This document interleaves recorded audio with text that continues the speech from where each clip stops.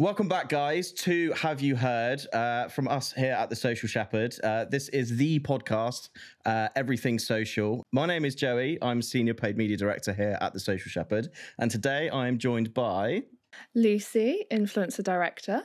And Zoe, Social Media Director. Fab. Well, thank you for joining me today, guys. Just a quick summary, I guess, of what we're going to run through today. So, Meta shutting down their Spark AI studio. Ooh. Spooky. New fonts and stickers options on Instagram. We've also got Instagram introducing more music elements, so a bit of a partnership with Spotify. We've got some new updates for Google Merchant Center. And also, TikTok have released some functionality around creating your own AI voice, which is very interesting. Interesting, yeah. So, I guess to kick off with today, should we jump into the Meta Spark AI Studio? I guess the main update really from their side of things is that they're kind of getting rid of all their partnerships with their third-party partners that are feeding into their functionality at the moment. What are your guys' vibes on it? I mean, I guess it just, again, it makes sense where they're obviously just trying to really own a lot of these functionalities and tools and what have you. So if they've got the capabilities themselves, I'm not surprised they are encouraging brands and what have you to be using whatever they have to offer. So I think it's part of their, like you said, Lucy, they're changing direction to kind of really focus on their own tools. I think mainly like their AR glasses and experiences. Now, Zoe, you've got a pair of the AR glasses, right? I do have a pair of them. I was just showing you guys my great filming that I've been doing at festivals on them. Filming, singing, dancing. It does pick up the sound a lot, so don't sing when you wear them.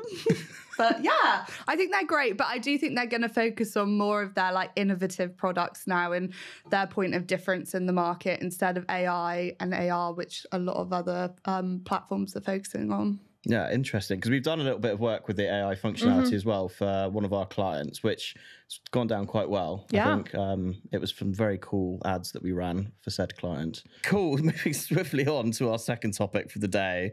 It's probably a bit more of an exciting update. So after, I guess, many years, we've got some new creative functionality within Instagram itself. So we've got new fonts and stickers options on Reels and Stories. Tell us more, guys. Well, it's that classic thing, though, isn't it? Where every couple of years, suddenly new fonts and what have you come along on suddenly Instagram. Appear. So now they're putting it on carousel posts. So also you can upload more than, I think it was 10, now it's 20 on your carousel feed post. So you can add text onto your carousel feed post now as well. And also you can add text on your reels and your videos too. They've come up with some really funky like text designs as per Instagram. But I think when you're looking at it from a brand point of view, lots of brands that we work with obviously have their own fonts and their own colors and stuff that we obviously edit separately. So I think it's really taking that and being able to apply it to brands which may not have such strict guidelines. But I think it's really cool. It's going to make things a lot easier as well in-app. And then obviously optimizing in-app as well, which we always know gets the best results. So it's going to be interesting to see, do a few tests on that and see what performs best. Yeah, definitely. It'd be interesting to see the direction that brands are taking from an ads perspective as well, because more native functionality means there's more to play around with in terms of the way that you're designing and styling those ads. So I wonder whether there's going to be an approach to kind of integrate some of these new fonts and styles into ads to make them really kind of native feeling. So 20 photos, that's quite a lot. It's giving... Although, do you know, it was Ed Westwick's wedding and his wife uploaded a 20 carousel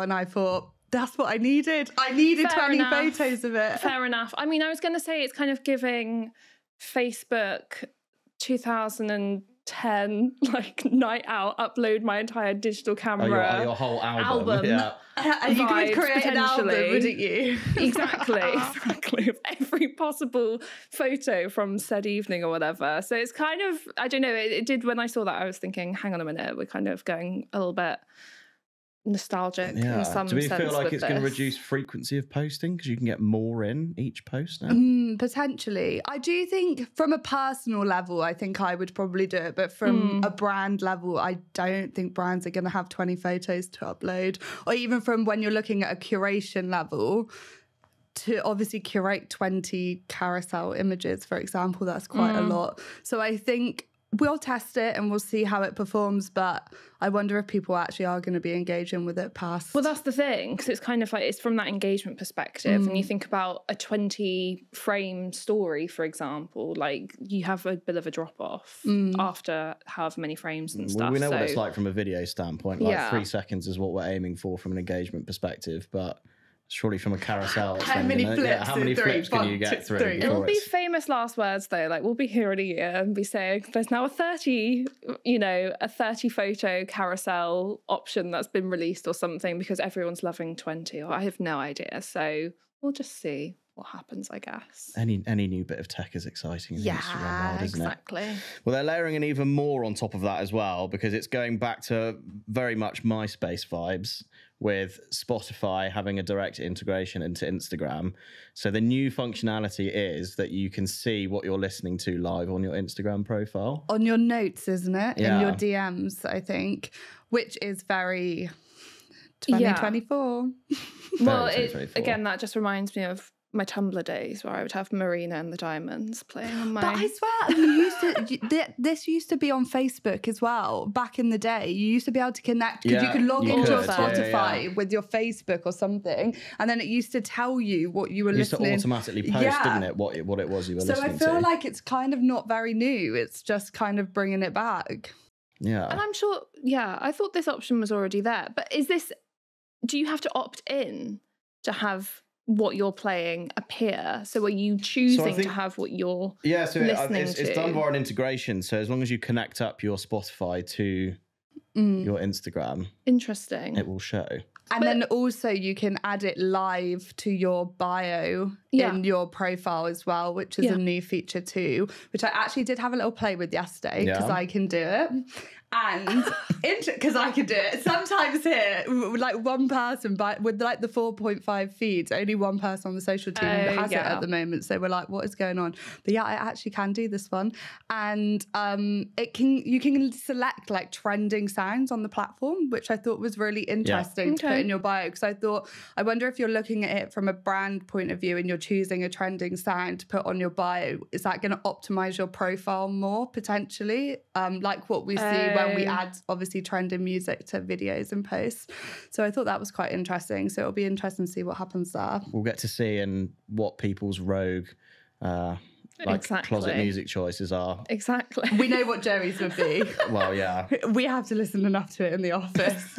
This morning, I think it was on. For all the listeners, I'm a big metalhead. So, yeah, unfortunately, everyone in the office hates it when I put the music on. So aggressive. Yeah, we're like polar opposites, aren't we? Yeah. A Swiftie and a metalhead. I'm actually not that much of a Swiftie at the moment, guys. Okay, leave me alone. But then I wonder, is this even something then brands can tap into because of the whole licensing thing? So are they going to be stuck with the slightly poor stock music and everything? So we'll wait and see kind of what happens and stuff. But interesting, they're expanding more of a partnership with Spotify, and intrigued to see what that also could lead to in the future. Yeah, definitely. And what have you. Well, it's just functionality and new features galore at the moment on Instagram. I feel like they're trying to up their game because I think TikTok really are taking over. Yeah, just starting to take over. So yeah, pushing forward with it. Nice. Cool. So that's Instagram. Now the next one is super interesting, which is looking at Google Merchant Center. Woohoo! So Google, what a place! What a place! So Google Merchant Center have just released their new update, which is called Google Merchant Center Next, which is a completely new interface. It's a complete overhaul from what we used to have before. It's modeled off the way that GA4 has been built. So it's very AI driven into the way that it's kind of managed and the way that you can search for things on the platform. I still don't like the functionality of it yet. It's still very difficult to navigate and find your way around, but some very, very cool new features that have come out, which particularly for e-commerce brands, I think provides quite a big opportunity to dive into. One of the cool new features in this is looking at generative AI from a reporting standpoint. So basically what you can do is you type in a query of what report you want generated and it will generate that report for you, which is very cool. Nice. That is cool. That's helpful. Very helpful. So it's going to streamline, I think, the way that we're trying to put out numbers within the platform. Do you also want to know what I saw this week from an AI point of view? Yeah. If you go into Chat GTP, did I say it the right? I said it the right way around.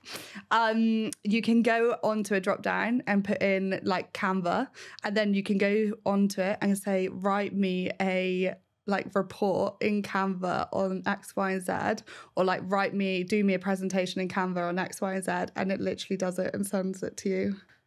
Gosh. It's very good. It's very good. Because I was discussing this with one of the guys in the paid team earlier today around specifically that functionality within ChatGPT and how it can be used for reporting, because you can set parameters around what data that you send through to their internal database for it to hold, essentially. Because if there's, obviously, from a data security standpoint, you don't want to send that through to ChatGPT to host it. But there's certain parameters and rules that you can set around that it doesn't go there, but it's still there and it will still generate the reports for you. So it's very interesting. And I wonder how it's going to change the way that we're reporting going forward. Yeah, exactly. That's what I was thinking. So I was like, oh, it's just even more efficiencies. But I think everyone still kind of gets a little bit spooked by AI. But I think if you actually look at it from a perspective of how will this just make things slightly more efficient for us, there's nothing wrong with embracing it from that perspective. But this is it. It's always the conversation around it's how we work side by side by AI rather than letting it take over or completely pushing it to one side, because it's going to get to the point where everyone's going to be using it and you're going to be behind if you're not using it. Yes. And like you said, it's like an efficiency standpoint side of things. So if you can save hours in the day, yeah, exactly. It means that we can do the things that humans are good at and the creativity side of things, and really kind of push from that perspective and let the AI do the heavy lifting from a data and numbers standpoint. Then it's only a positive. Wow. Exactly. Famous last words. Famous last words. Next year we're not on the podcast. It's a robot. Well, funny you say that, because our next topic is around TikTok's new generative AI. Voice. The voice AI. So they've just brought out TikTok Symphony, which is their new, basically AR avatars that they can generate. But the new functionality of part of that is that you can talk into TikTok and it will measure your voice and recognize your voice. And so every time that you try and do voiceover, or you do voiceovers in the future, you don't have to do it. It will do an AI of your voice instead. I looked at this yesterday. I don't actually have it yet in my TikTok, so I can't see, but I really, really am intrigued by this. Yeah, I'm actually a little bit disappointed. I went to go and play with it today because I was hoping I would create an AI voice of me for us. What a treat. And I'm afraid I do not have that to give us today. I'm scared that it's going to steal all of my bank information and stuff, because there's passwords and things that use your voice. Like my telephone banking uses my voice recognition. That's a point. And whether they're going to put boundaries and parameters in place to stop that from happening. Because I was talking to one of the guys on the paid team earlier today, and we were talking specifically about like gaming streamers, Twitch streamers, and they have to have agreements with their bank that any kind of transfers or anything like that they have to do in person, because there's so many hours of their voice on the internet that are able to be taken and put into AI tools and generated. They've got to create some sort of like policy and laws around all of this. I'm sure that is already in the works somewhere. But I mean, yeah, because you think if you're giving your voice away to TikTok, for example, to create an AI version, it's like all that stuff this time last year with like the SAG-AFTRA stuff in like Hollywood, for example, where there was concerns around their likeness being used within AI. So then these, film studios could then create films actually using their likeness and what have you. And there was that thing in the recent Herd Huddle, wasn't there, there was that someone who was created who they were just purely AI, and it was like it's just like an amalgamation of like people's faces and all this kind of stuff, and it was just a bit spooky.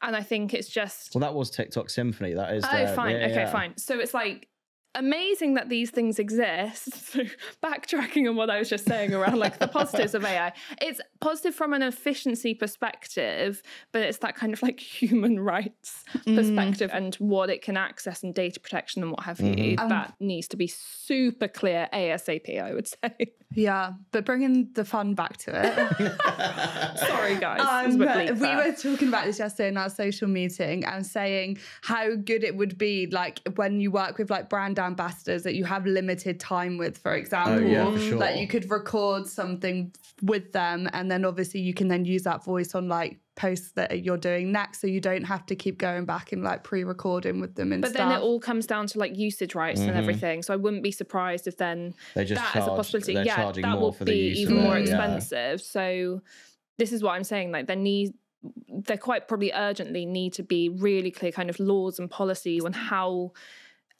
any AI likeness of yourself is used and the parameters around it, to then allow this to be what in theory should be a really fun thing, to allow it to genuinely be a really kind of fun tool to play around with as a social media user or as brands where you're looking for efficiencies and what have you. Yeah, I don't know. I feel like we've gone on a real kind of whirlwind with that one, haven't we? No, down the full legal route, I know. It'll end up being a whole Black Mirror series before you know it, I'm sure. Oh, 100%. I'm looking forward to that one. That'll be a good one. Yeah, it will be very good. What's the guy who produces it? What's his name again? Charlie Brooker. Yes.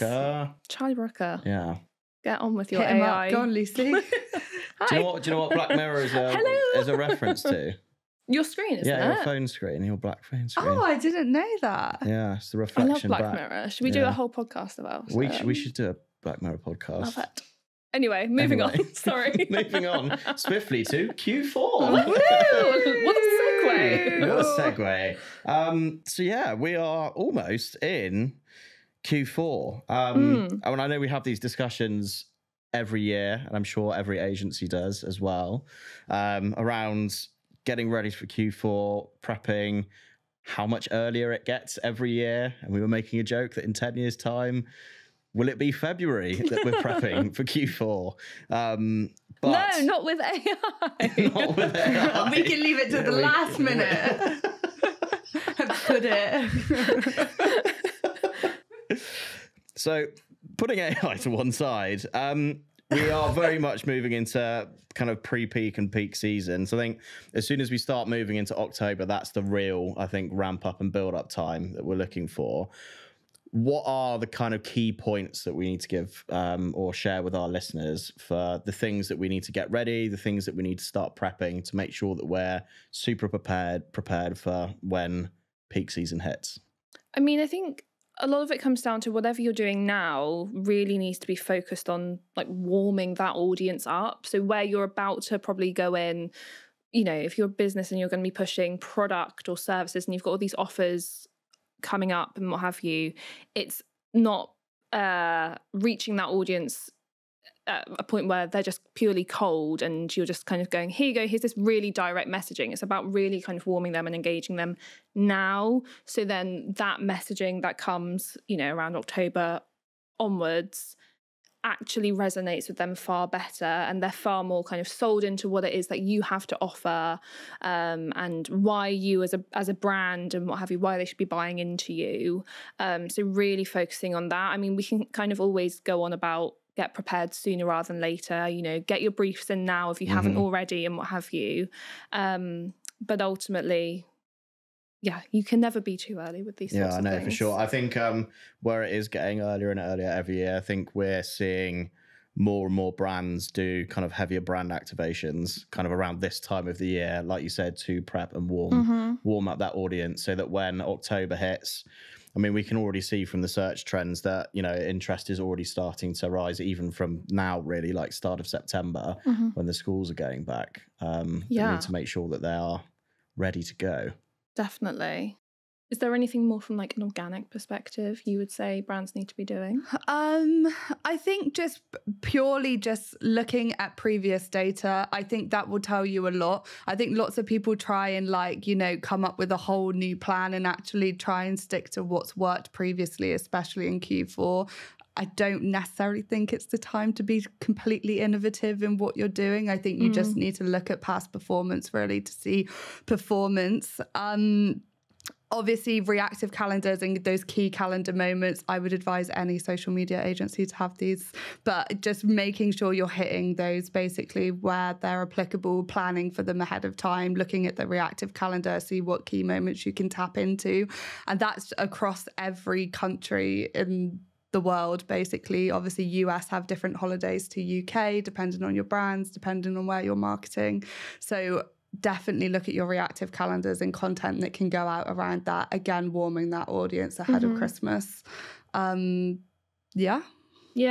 But I do wonder this year as well, because Black Friday falls really well this year in terms of where it's sat in the month. It's Friday the 29th, so actually lands on pay weekend. And I think over the last couple of years it hasn't, has it? We've been beforehand. So I wonder whether brands will be leaning a lot more into Black Friday this year and really pushing that, because you've got that opportunity to really kind of correlate with pay weekend. Interesting. Well, there was that really helpful guide TikTok have released where it kind of builds out, dependent on like what kind of funnel you have or whatever, this is how you should almost be building your campaigns. And I think, yes, it applies well from a paid perspective, but I do think it works so well just from a more holistic, your marketing calendar perspective and what your general kind of strategy is and everything around. You want to have this activity here, and then you're going to have a big peak here, and then you need to have this overlaid here and everything. So I do recommend taking a look at that.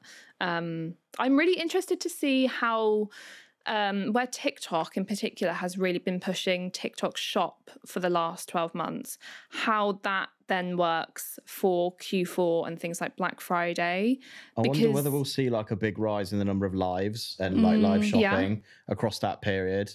Because it seems feels like it's everywhere. We've seen so many instances this year of really successful TikTok lives and live shoppings, whether they will see more brands kind of lean into that space over the period, particularly like we said, where Black Friday this year sits so well. Definitely. Yeah, I don't know. I can really picture that being a real hard push from them as a platform. So it's kind of actually then thinking, if you as a brand are not on TikTok Shop, and then you are looking to have activities sit on the platform, it's just bearing that in mind, where the platform will probably be like prioritizing that type of content more, as opposed to just generic. I say generic, that's not the right word.